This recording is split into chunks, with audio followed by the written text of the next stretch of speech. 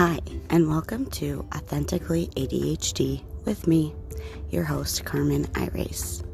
I am a teacher, a life coach, a lifelong learner, and an ADHDer. I created this podcast to create community, to create a place for us to learn together as the newest research comes out about this complex neurodevelopmental disorder. Are you ready? Let's get started.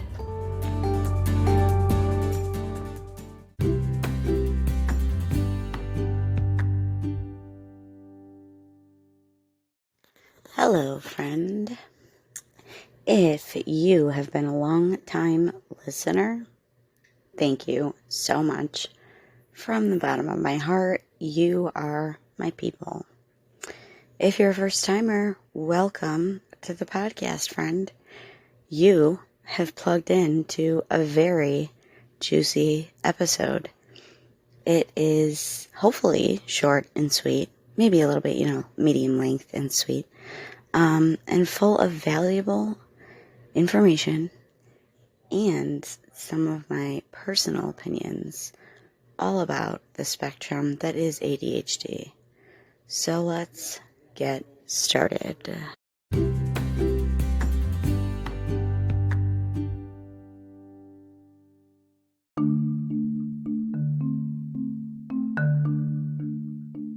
Hi, friend. Would you do me a really quick favor and scroll up to the top of your podcast app and rate and review the show for me? I would really appreciate it. If not, at least maybe share it with a friend or somebody you think could benefit from it. That way I can make sure I'm helping as many people as humanly possible. Thank you for listening, rating, and reviewing to the show.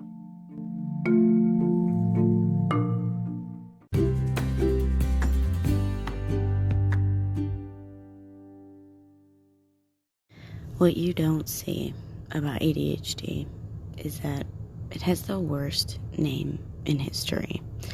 Not only do we fidget, have high energy, aka hyperactivity, and are, scatterbrained, disorganized, there is so much more to ADHD.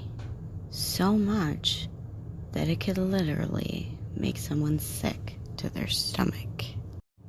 We struggle with hyperfixations, auditory processing, following conversations, sleep issues, lack of working memory, intense emotions that can take over our entire body like a forceful wave from the ocean.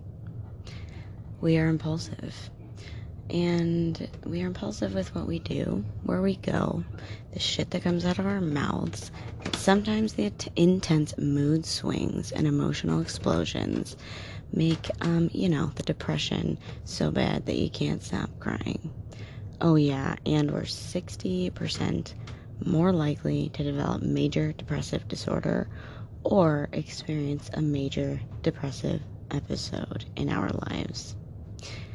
It's hard to fall asleep, hard to wake up, and the amount of thought work and journaling that I have to do to stop feeling my rejection sensitivity dysphoria is just ridiculous.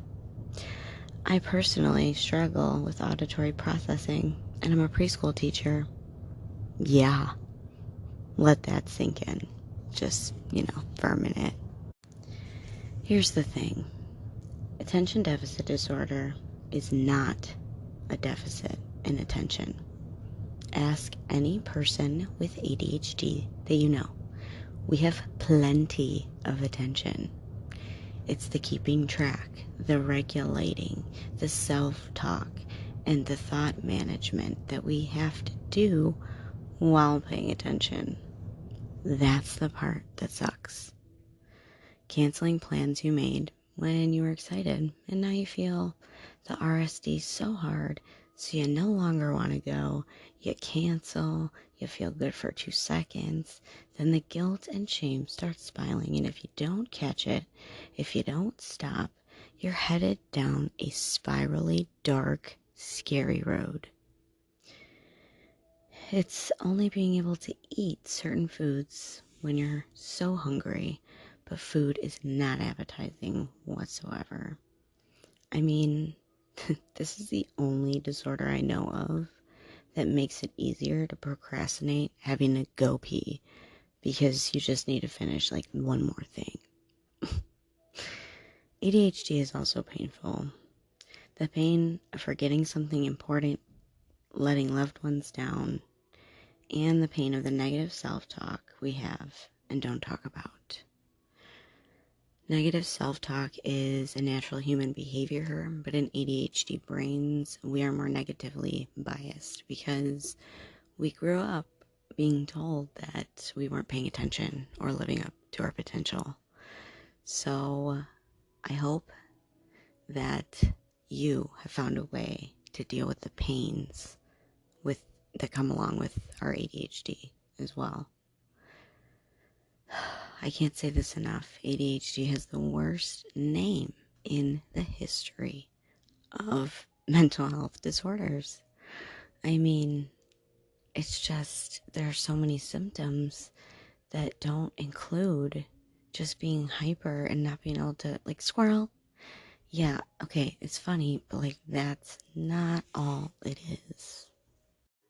So, friend, tell me if you relate when looking back on your life or thinking about it now. Report card said, great potential needs to focus, pay attention, or my personal favorite, she's a little chatty, aka, no matter who I sit her by, she never stops talking. Do you twirl your hair? Do you have certain foods that you can just eat for weeks on end until you're just absolutely so sick of it you can't look at it for months? Does your brain run a mile a minute? Is it hard to sit and do one thing at a time? Do you emotionally blow up at the people that you love? Or even at random people, possibly? Do you impulsively do things like post on social media or yell at people or impulsively shop? Do you feel like no matter how hard you try, you will never be able to, quote unquote, get your shit together? Do you struggle with depression, anxiety? How about being rejected? How do you handle that? Is keeping friends difficult for you? Is it easy? Why? How about jobs? Is it hard to keep them? Do you let them burn you out? Do you run late often? Do you lose important items or forget where you put something 5 minutes after putting it down and then possibly find it in a weird place? Do you have a hard time making decisions? Does brightness, loud music, and or sound distract you or overwhelm you? How about low light or other sounds? How do those make you feel? Do you struggle with perfectionism, procrastination, and or never feeling purposeful? Do you often have a disorganized space, whether it be your workspace, your bedroom, your office, etc.? Do you have a hard time scheduling into the future? Do you have a hard time knowing what your values and boundaries are? Do you have a hard time sticking to what you say you're going to do? And do any of these things, this is not a limited list, by the way, but do any of these things impact your life negatively enough to where you are impaired? Me too. And it's the ADHD spectrum. So, if you're a long-time listener, you know about the prefrontal cortex, the CEO of the brain, the teacher, the conductor of the brain, behavior, impulse control, time management, organization, planning, scheduling, knowing what you're doing while you're doing it, and remembering the steps, being able to follow through on something, being able to use your memory to finish your task at hand. And then the other part of the brain, this is a little science behind what I'm talking about in this episode. The cingulate cortex is the part of the brain that is responsible for, and this is research, by the way, it's responsible for emotional regulation, thoughts, emotions, and mood regulation. So, that is literally, if you think about it really intentionally for a few minutes, think about these things, how each of them relates to daily tasks as simple as getting dressed or showering, laundry, dishes, going to work, the process it takes to get ready to go to work, transitioning home from work, taking care of your kids, staying calm, healthy, and trying to be the best, person that you could be. Because the spectrum goes from high to low in severity and symptoms. Some experience all negative outcomes of all symptoms severely, and some experience moderate of some, a little of a few, etc. That's what a spectrum is. It goes from high to low, low to high. Things like chatting a lot, twirling your hair, being a person who is, quote unquote, too much, has high energy, never stops, somebody who can't stick to one idea. These aren't all bad things. They just can be channeled better in some people. And this is why people with ADHD strive in chaotic jobs like teaching, like jobs where they can either make their own schedules or they can work in the shifts that they like, such as serving, bartending, coaching at home, from home, running programs for fitness, running programs for other things that people are passionate about. Because guess what? ADHD brains hold interest with things that interest them. We hold attention to things that interest us. We can follow through with those things more easily. Like I wouldn't have gotten as far as I am if I didn't enjoy my teaching job, if I didn't enjoy podcasting, if I didn't enjoy coaching, I wouldn't have gotten this far. And I'm not saying that all three of those jobs are chaotic necessarily, but they all lend to a part of me that I've learned to work with instead of working against. Because living with ADHD is hard, even for the people who are quote-unquote influencers or who make it look easy or like a superpower. Living with ADHD is hard. The remainder of this episode is going to be more candid. You're going to get a glimpse into a little bit of my life, what led me here, and I discuss a little bit about growing up, what it felt like, what I know now about some of the things that have impacted me and my life. So here we go with the next part of this episode. I'm psyched. How about you?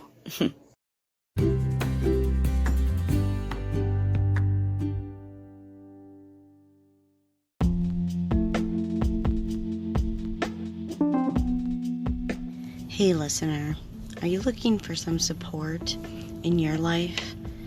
possibly some coaching on an area in your life you just can't seem to get a hold of, you're in luck, because my free one-on-one coaching calls are open again.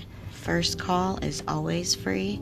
Head to the show notes to get the link and sign up with the form. Love to chat with you. Talk soon, my authentic friend.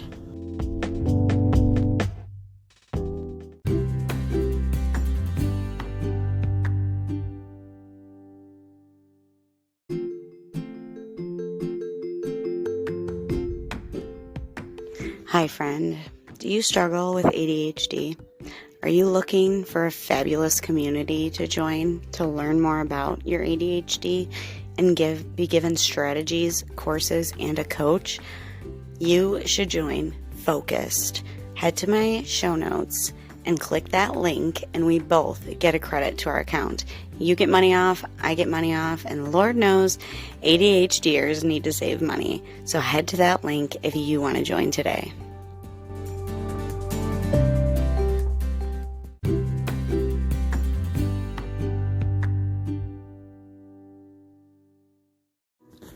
Like I said, living with ADHD is hard. For me personally, task initiation has always been hard for me, but getting in the flow and hyperfocus is easy. But that can have its downfalls. Because I've never, ever felt the need to just procrastinate going pee as much as I have when I'm in hyperfocus. Living with a vision, it is very hard, because remembering the past is actually very hard. Growing up for me, I remember being loved by all my teachers, but always being told that I was not meeting my potential.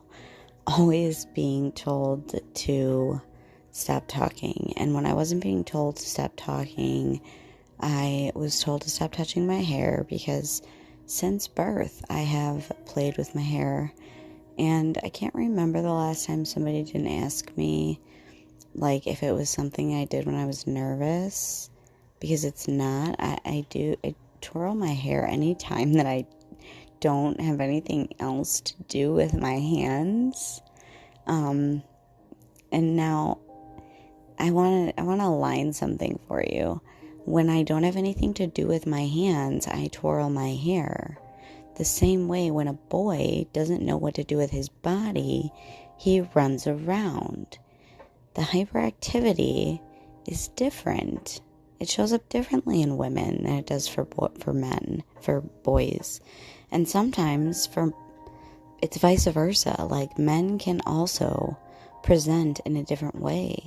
And it doesn't mean that I'm not hyperactive. It doesn't mean I'm attentive, because I have inattentive, hyperactive. I have combined ring of fire symptoms. And if you'd like to know what ring of fire symptoms I'm referring to, you can listen to my 7 types of ADD episode.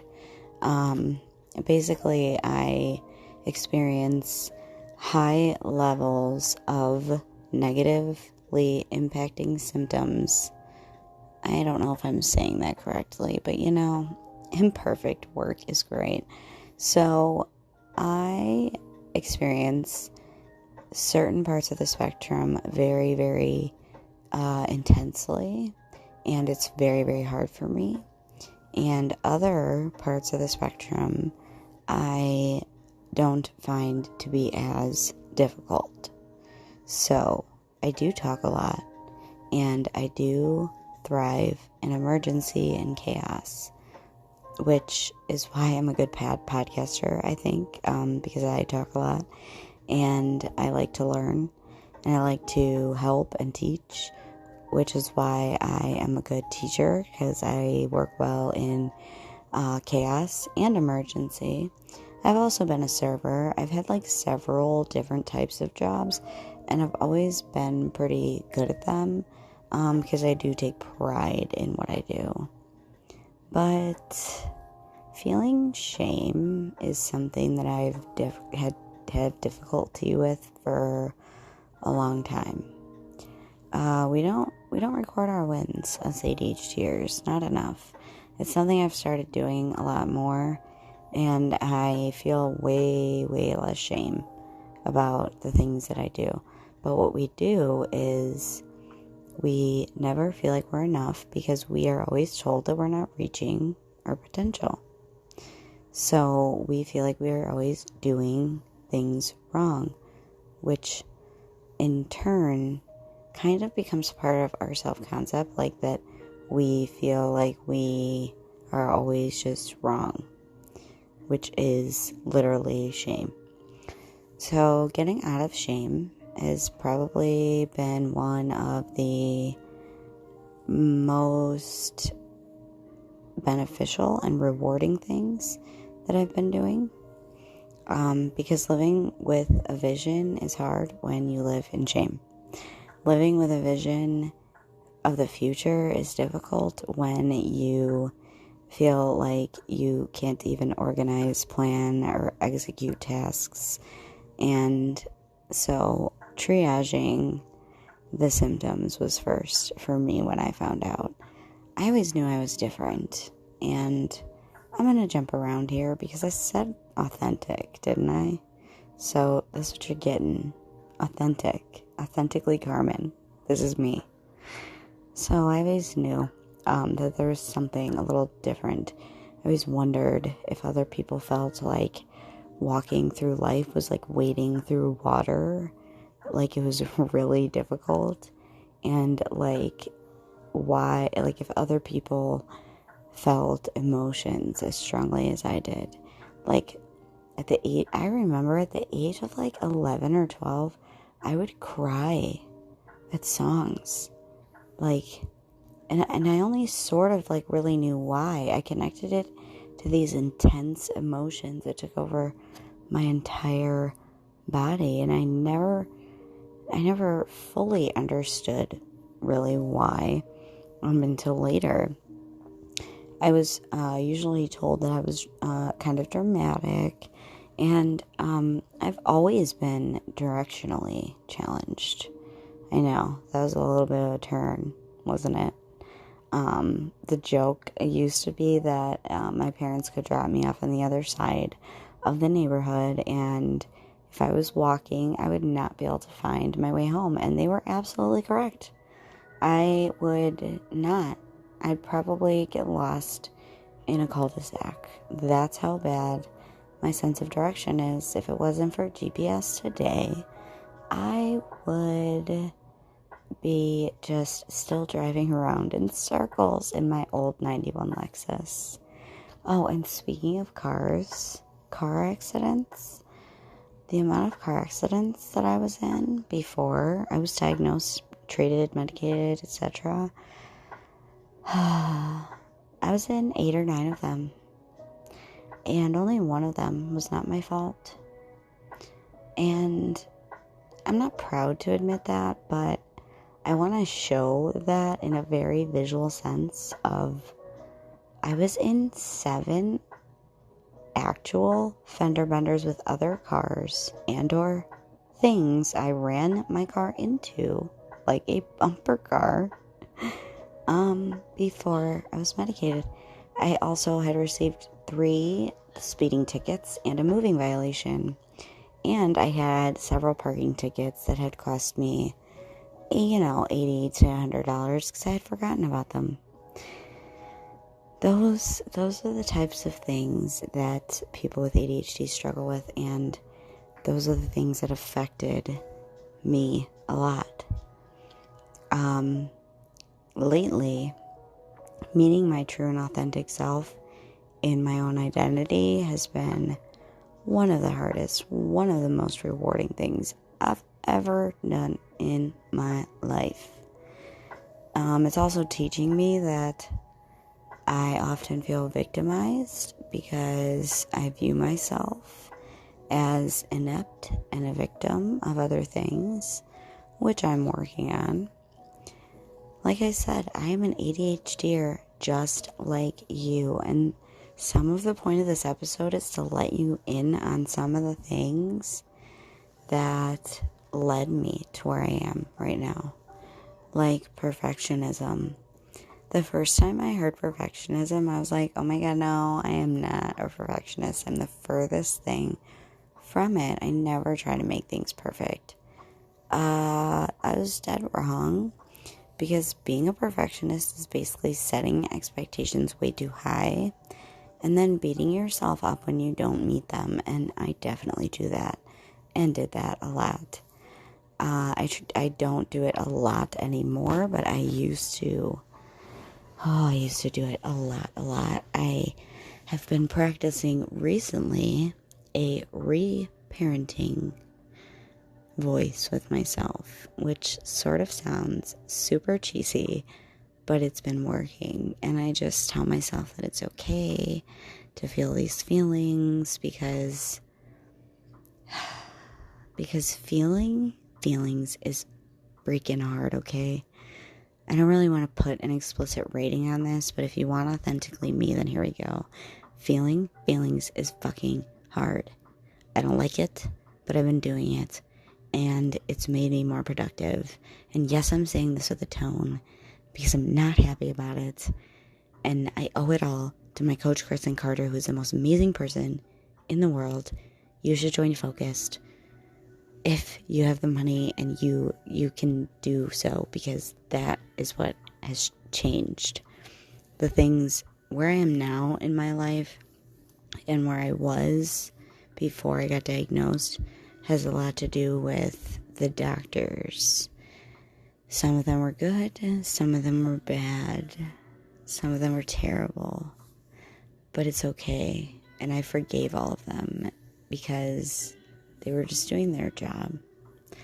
I've been institutionalized once, an inpatient, and once I actually sent myself to the hospital because I needed help. And both times I was saved by the hospital. They helped me, and it was uncomfortable, and it was terrible and horrible the whole time, but it was worth it because I came out a better person every time. I didn't live in indecisive fear anymore because I was always indulging in confusion. I overschedule. I would overly say yes. And then when I would not follow through, I would take extra work. And then when that wasn't getting done, I would use shame to beat myself up. And it would take me 2 times as long, but I would just burn myself out in finishing it all. And it sucked. The end result usually sucked. Now, I just realize things like it's hard to keep friends or even try to meet new ones because we have fear of oversharing, interrupting, or like just taking over the entire conversation. It's something that it's hard for us to work on because we're so used to that default way of just being. When I was younger, when I couldn't pay attention, I talked. Or I daydreamed heavily. Like to the point where I was actually in the daydream. Friends, I was in the daydream. I explicitly remember teachers having to tell me that they had to call my name like 4 times to get me out of the daydream. So, this is just actually a very small snippet into some of the parts of my life. I lose important things all the time. I can never find my keys. My room is cluttered one day and then tidy the next. I do manage to keep my workspace and my workout area clean because I do think better that way, but I also believe every ADHDer needs a place to just be themselves, and my bedroom is the place that will be messy, and the door will just always be shut, no matter where I live. The door to mine and my love Tom's bedroom will always just be shut, because that's the place that I can be myself in. So I hope that you got a lot out of this episode. I hope that you found it to be relatable. I hope that maybe you can share it with a friend who might relate. And I want you to stay authentic, because I was definitely authentic in this episode. So until next time, I'll talk to you soon.